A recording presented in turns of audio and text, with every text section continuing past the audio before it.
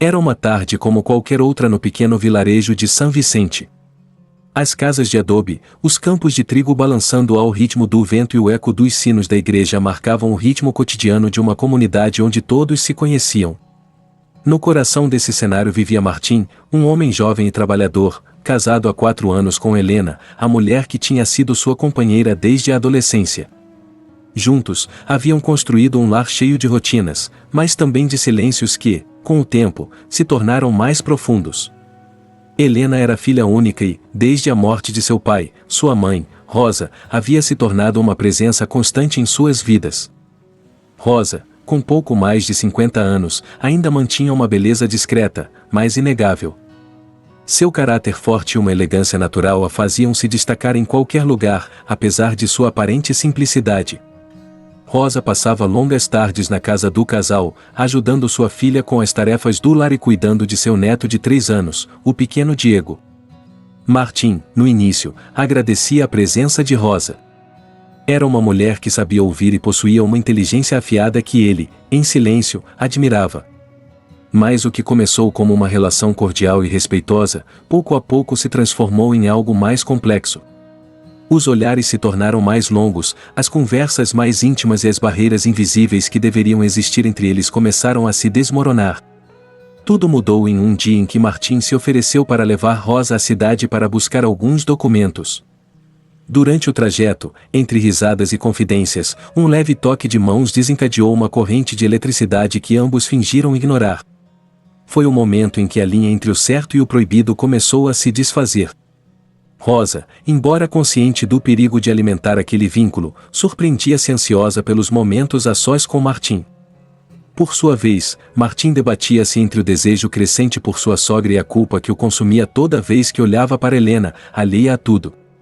A convivência tornou-se um campo minado, onde cada gesto e cada palavra podiam revelar o que ambos lutavam para manter em segredo. Enquanto isso, Helena, ocupada com as responsabilidades do lar e os cuidados com seu filho, não suspeitava de nada. Via Martim mais distante, mas atribuía isso ao estresse do trabalho. A rotina, que um dia lhes proporcionou estabilidade, agora servia como um pano de fundo que ocultava uma verdade perigosa. Algo obscuro estava sendo gestado dentro de sua própria casa. Martim sabia que o que sentia por Rosa era errado, um peso que crescia cada vez mais em sua consciência. No entanto, as emoções que ela despertava nele eram como uma chama que ele não conseguia apagar. Rosa, por sua vez, lutava contra uma mistura de sentimentos que iam do desejo à vergonha. Cada vez que Martim entrava na sala, o ar parecia se tornar mais denso, carregado de uma tensão que ambos fingiam não notar. Os encontros furtivos começaram a acontecer com mais frequência. Em uma tarde chuvosa, quando Helena saiu para fazer compras e Diego dormia profundamente, Rosa e Martim se encontraram na cozinha. Ele mal conseguia desviar os olhos dela, que estava inclinada sobre a mesa cortando vegetais. Em um momento de descuido, suas mãos se tocaram ao alcançar a mesma faca, e esse leve contato foi suficiente para que ambos parassem, olhando-se com uma intensidade que dispensava palavras. Foi Rosa quem quebrou o silêncio com uma voz trêmula. Martim, isso não pode continuar. Mas, mesmo enquanto dizia essas palavras, não afastava sua mão da dele. Martim, sentindo que o remorso e o desejo travavam uma batalha em seu interior, respondeu em um sussurro: "Eu sei, e mais não consigo evitar." A partir daquele momento, as barreiras que tentavam manter começaram a ruir. Buscavam-se nos corredores, nos pequenos momentos de solidão, sempre certificando-se de que Helena não desconfiasse. Tudo se transformou em um jogo perigoso, olhares que diziam mais que 1000 palavras, toques que pareciam acidentais e conversas em que o trivial escondia verdades profundas. No entanto, as mudanças no comportamento de Martim não passaram totalmente despercebidas. Helena, embora confiasse cegamente no marido, começou a notar pequenos detalhes, os silêncios prolongados, as respostas evasivas, e sobretudo, como a relação entre ele e sua mãe parecia carregada de algo que ela não conseguia definir. Certa noite, enquanto Martim tomava banho, Helena notou que ele havia esquecido o celular sobre a mesa. Algo em seu interior dizia que mexer no aparelho seria uma traição à confiança que compartilhavam, mas a incerteza era mais forte.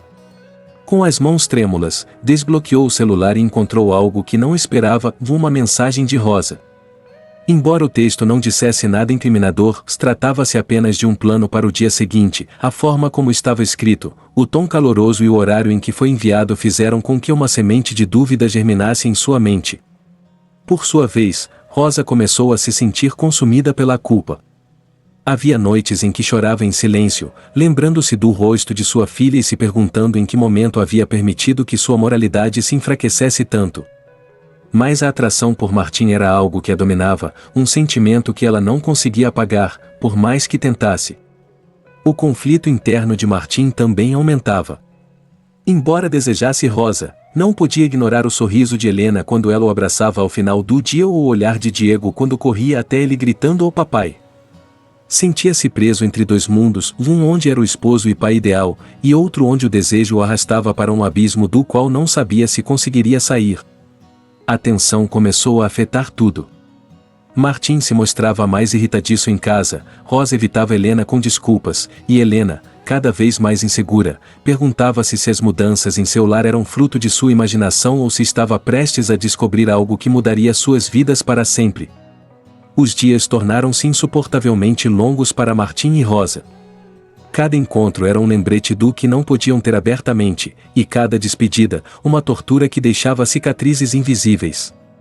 Rosa, tentando se distanciar, começou a reduzir suas visitas à casa da filha, mas isso só aumentou a desconfiança de Helena, que percebia na repentina frieza da mãe algo fora do comum. Martim, por outro lado, achava cada vez mais difícil esconder sua vida dupla. As noites em que costumava abraçar Helena agora as passava na beirada da cama, incapaz de dormir. As desculpas para sair de casa tornaram-se mais frequentes, e as mensagens trocadas com Rosa tornaram-se mais arriscadas, a ponto de escreverem bilhetes à mão escondidos em livros ou utensílios de cozinha. O ponto de virada chegou durante um jantar em família. Rosa, convidada por Helena para passar o fim de semana em casa, esforçou-se para manter uma postura impecável, mas não conseguiu evitar um leve tremor nas mãos quando Martim se sentou à sua frente. Helena, enquanto servia os pratos, notou um olhar fugaz entre os dois, algo que em outro momento teria passado despercebido, mas que dessa vez ativou todos os seus alarmes internos. Durante o jantar, Helena tentou disfarçar suas dúvidas. Sorriu, conversou e cuidou de Diego, mas, em sua mente, as peças começavam a se encaixar. Lembrou-se das mensagens, das mudanças de humor de Martim e da maneira como sua mãe parecia evitar seus olhos ultimamente.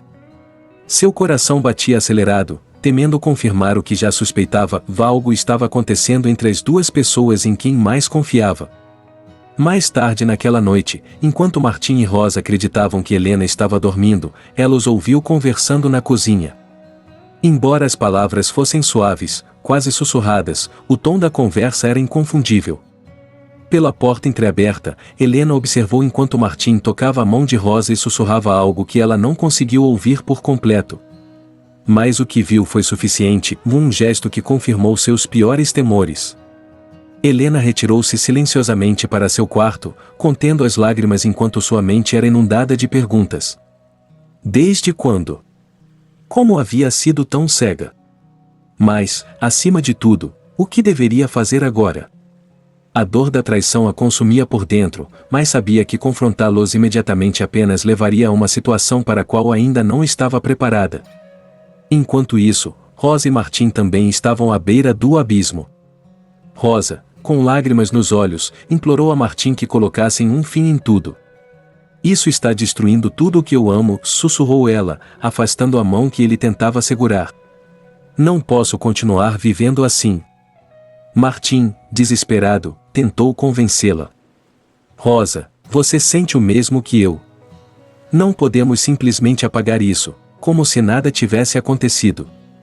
Mas Rosa estava decidida. A culpa e o medo de perder sua filha eram mais fortes que o desejo.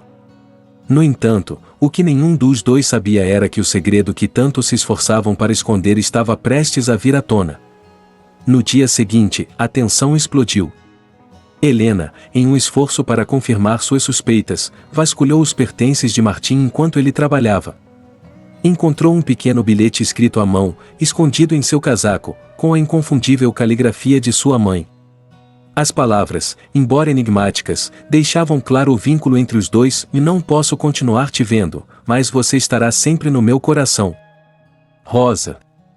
Helena sentiu como se o chão desaparecesse sob seus pés. Lágrimas de raiva e dor escorreram por seu rosto, enquanto a verdade se tornava inegável. Naquela noite, quando Martim chegou em casa, encontrou Helena esperando por ele na sala, com o bilhete na mão e um olhar que misturava tristeza e fúria. Quer me explicar isso? Disse ela com a voz trêmula. Martim ficou paralisado. Seu silêncio foi a única resposta de que Helena precisava. A sala parecia uma armadilha, um espaço fechado onde o ar pesava como se carregasse o peso de todas as palavras não ditas. Helena permanecia de pé, segurando o bilhete com força, como se fosse um escudo contra a traição que acabará de descobrir. Martim, à sua frente, procurava desesperadamente palavras que pudessem salvá-lo, mas tudo o que conseguia articular eram balbucios e silêncios. Desde quando? Perguntou Helena, com a voz quebrada, seus olhos fixos nos de Martim, buscando algum sinal de arrependimento ou de verdade. Martim abaixou a cabeça. Ele não podia negar, mas também não sabia como começar a explicar. Seu silêncio foi como um punhal que se cravava ainda mais fundo no coração de Helena. Estou falando com você! Exclamou ela, levantando a voz, incapaz de conter o turbilhão de emoções que a invadia. Desde quando você está dormindo com a minha mãe? O impacto dessas palavras preencheu a sala, forçando ambos a enfrentar, pela primeira vez, o abismo do que haviam destruído. Não foi planejado, e murmurou Martim finalmente, sem levantar os olhos. Eu nunca quis que isso acontecesse, Helena. Nunca quis que acontecesse? Retrucou ela, incrédula, deixando o bilhete cair no chão. Você traiu a nossa família. Traiu tudo o que éramos. Helena sentiu uma raiva que não sabia que podia existir. As lágrimas escorriam por suas bochechas enquanto ela batia no peito de Martim com as mãos, como se isso pudesse desfazer o que ele havia feito. Martim não se defendeu ou deixou que a dor de Helena o atingisse, porque sabia que era o mínimo que merecia. No meio de seu desespero, Helena pegou o telefone e discou um número que conhecia de cor. Do outro lado, Rosa atendeu com uma voz serena, alheia ao caos que se desenrolava. Mãe, disse Helena, com um tom frio como gelo. Quero que venha aqui agora. Rosa chegou em poucos minutos, sem saber exatamente o que a esperava. Ao entrar na sala, encontrou sua filha de pé ao lado de Martim, ambos envoltos em uma tensão sufocante. O silêncio no ambiente era ensurdecedor, e, assim que os olhos de Helena se encontraram com os de Rosa, a mãe soube que tudo havia sido descoberto. É verdade? Perguntou Helena, suas palavras carregadas de dor e fúria. É verdade que você estava com ele? Rosa abriu a boca para responder, mas as palavras não saíram. Não havia desculpa, não havia explicação que pudesse reparar o dano que havia causado. Seu silêncio foi suficiente para que Helena entendesse tudo.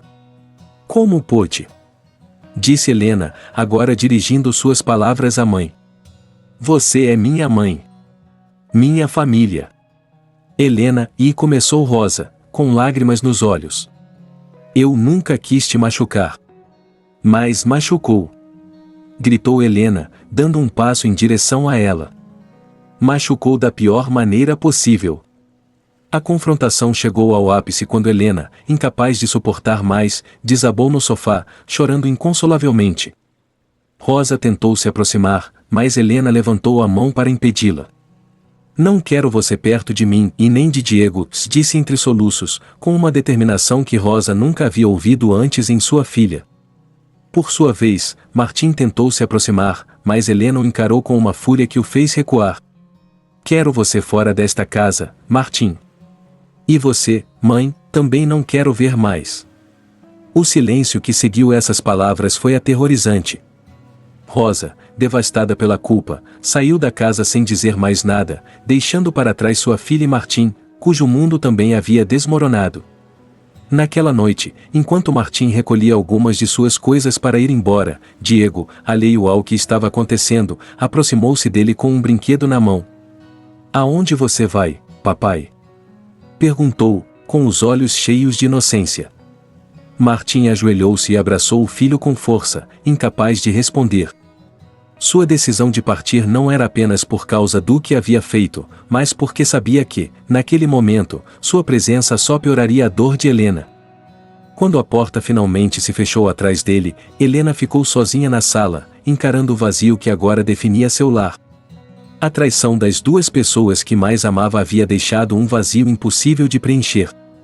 Os dias que se seguiram à partida de Martim e Rosa foram um turbilhão de emoções para Helena.